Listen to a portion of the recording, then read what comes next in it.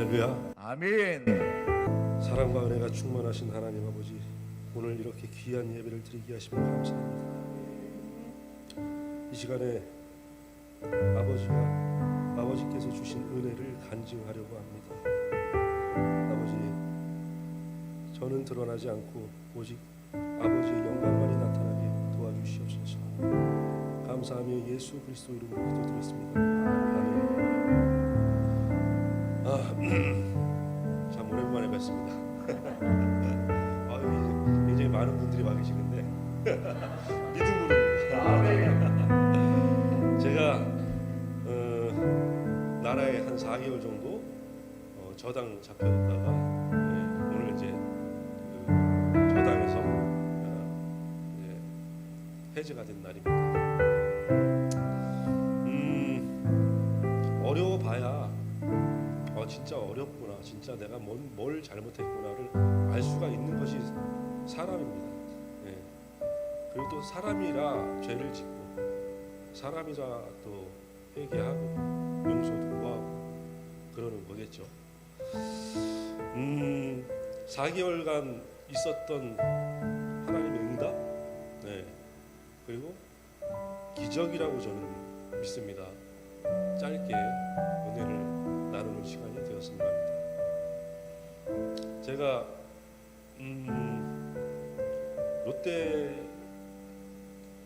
롯데렌트카라는 곳과 송사가 걸려서 4개월간 본의 아니게 하나님의 은혜 가운데 잘 이제 생활을 하고 나왔습니다. 그곳이라고 해서 그곳은 정말 죄인 천국이죠. 정말 죄인들만 모여 있으니까 너무 겸손할 수밖에 없어요. 참으로 내가 죄인이구나를 다시 한번 인정하는 곳이 또 그곳이고, 거기서 자기 스스로 나 잘났다고 하는 사람들 아무도 없습니다. 거긴 정말 죄인들 천국이니까.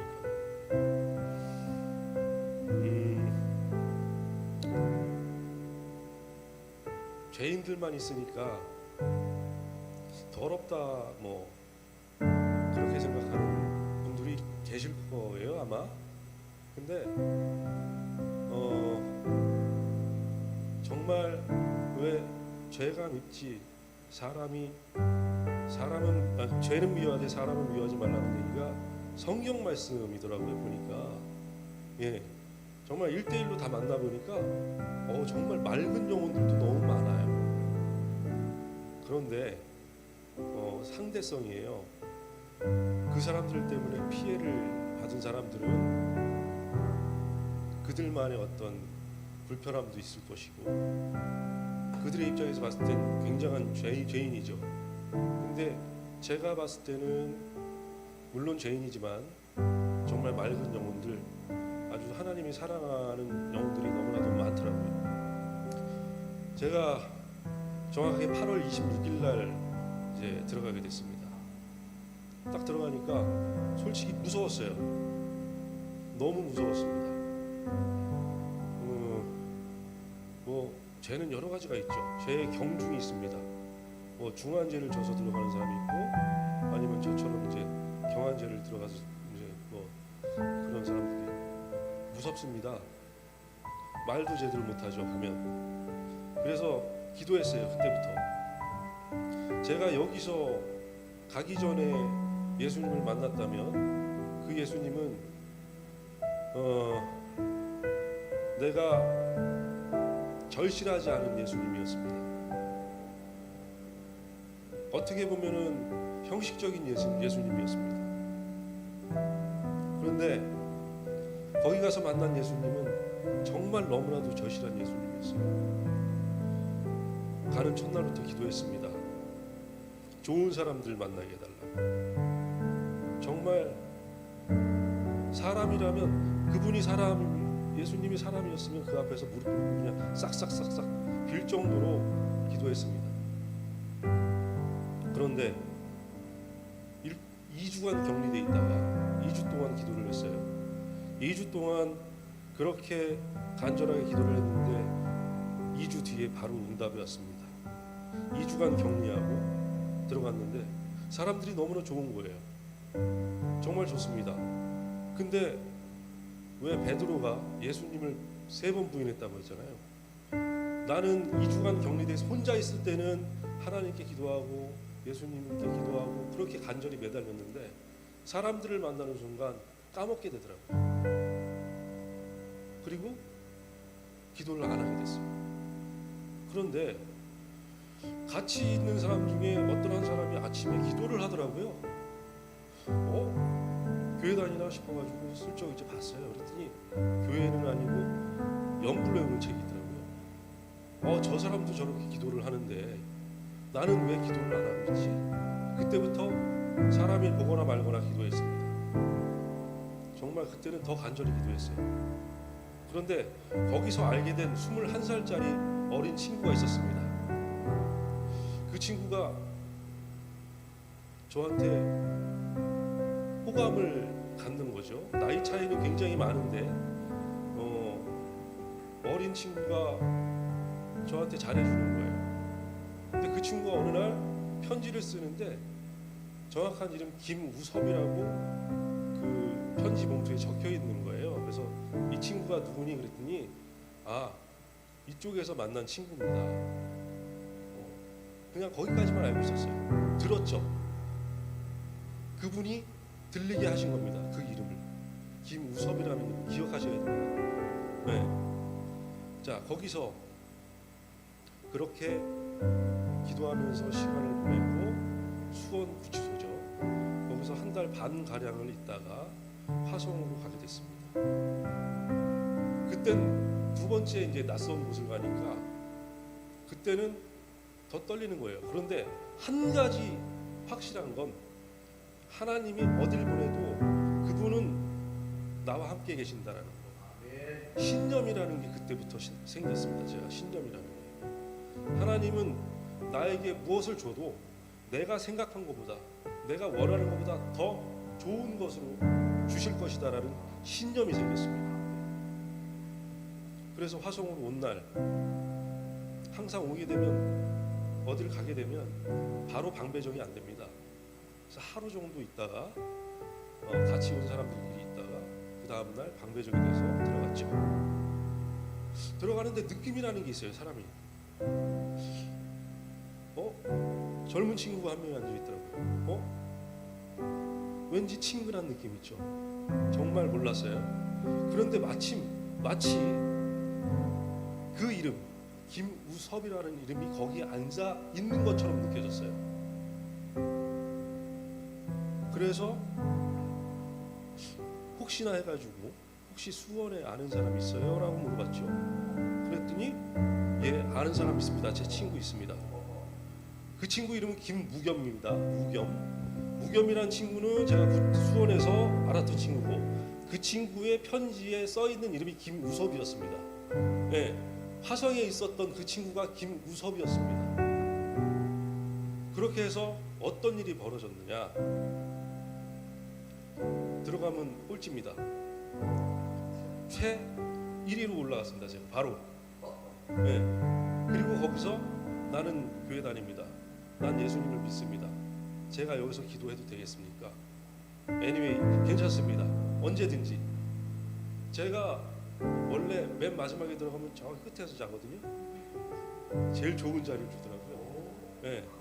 하나님의 영광이 아니면 하나님의 역사가 아니면 그런 일은 있을 수가 없습니다. 우연이요? 우연은 없습니다. 다 그분의 계획 속에 있는 거지 우연은 없습니다. 근데 더 중요한 건 내가 거기서 잘 편안하게 있는 게 중요한 게 아닙니다. 하나님이 뭘 원하시는지 깨달았어요. 거기 있는 사람들, 나만 예수를 믿는 게 아니라 거기 있는 사람들도 나와 같은 사람이죠. 근데 누군가는 이끌어줘야 되지 않습니까? 누군가는 기도하자, 누군가는 찬송 부르자라고 해주는 사람이 단 한 명도 없습니다. 제가 수원에 있었을 때부터 기도했던 것이 있었는데 그게 뭐냐면 예배 드릴 수 있다 해달라. 감옥 안에서 예배를 드릴 수 있다? 이건 쉽지가 않습니다. 죄인들이 왔지만 하나님을 모르는 사람들이 너무 많아요. 아직도 교회는 알지만 예수님 모르는 사람들이 너무 많습니다. 90%그 이상이 예수님을 몰라요. 그런데 한 번쯤은 교회를 간 사람들은 많습니다. 그 사람들이 마침 그곳에 있었습니다. 다음 주부터 예배 드립시다. 저는 거절당할 줄 알았습니다. 하시죠 예배. 할렐루야. 그때 저는 온몸에 소름이 돋았습니다. 다른 방들은 예배 드리는 방이 하나도 없습니다. 24방까지 있는데 1층에 한 120, 30명이 있었을 겁니다. 그 가운데 우리 방에 5명 있었습니다. 다른 방들은 아무도 예배를 드리지 않았습니다. 저희 방만 주일날만 되면 아침에 8시 반부터 9시까지 찬송이 울려 퍼졌습니다. 그때 제가 하나님의 계획이 이런 거였군요. 예. 저를 통해서 또 그런 사람들을 보내줬어요. 교도소라는 게 저처럼 출소하고 다시 새로운 사람이 들어오고 이러는 곳이지 않습니까? 근데 제가 기도할 때 하나님께서 원하는 사람을 보내주십시오. 제가 원하는 게 아니고 하나님께서 사람을 보내주시니까 그 많은 사람들 중에서 이 방에 꼭 들어올 수 있는 사람을 하나님께서 보내주십시오 했어요. 했더니 어느 죄인이 왔는데 종교를 물어봅니다. 새로운 사람이 들어오는 순간에 종교를 물어보니까 기독교래요. 전부 다 기독교랍니다. 근데 전부 다 기독교인데 저처럼 말로만 떠들었던 사람들이에요. 근데 여기 오니까 말이 아니라 마음으로 이제 하나님을 한 걸음 더 나가서 믿게 되는 거죠. 목사님의 아들이 들어왔습니다. 네. 목사님의 아들이 쉽지가 않아요. 네. 왜냐하면 목사님의 아들은 참 착하잖아요. 대부분 정상적으로 살잖아요. 근데 하나님이 여호와 일에 예비하셔가지고 미리 뽑아 놓으신 겁니다. 그쪽으로 들어왔어요. 그 친구 덕분에 예배가 더 순조로웠습니다. 네. 그리고 마지막에 들어온 친구가 있는데 그 친구는 아버님이 안 계시고 할아버지가 장로님이세요. 저보다 성경 구절을 더 많이 합니다. 네. 그 친구가 또 오니까 더 많아지고, 네. 그래서 지난주 주일까지 예배를 드리고 이번 주는 이제 내일이 주일이니까, 네. 그러고 네? 거기 이제 남은 사람이 2명이라 4명인데 2사람은 예배를 안 드려요. 네. 예배는 억지로 드릴 수는 없으니까. 네. 그래서 남은 사람 2사람이서 이번 주부터 예배를 드린다고 합니다.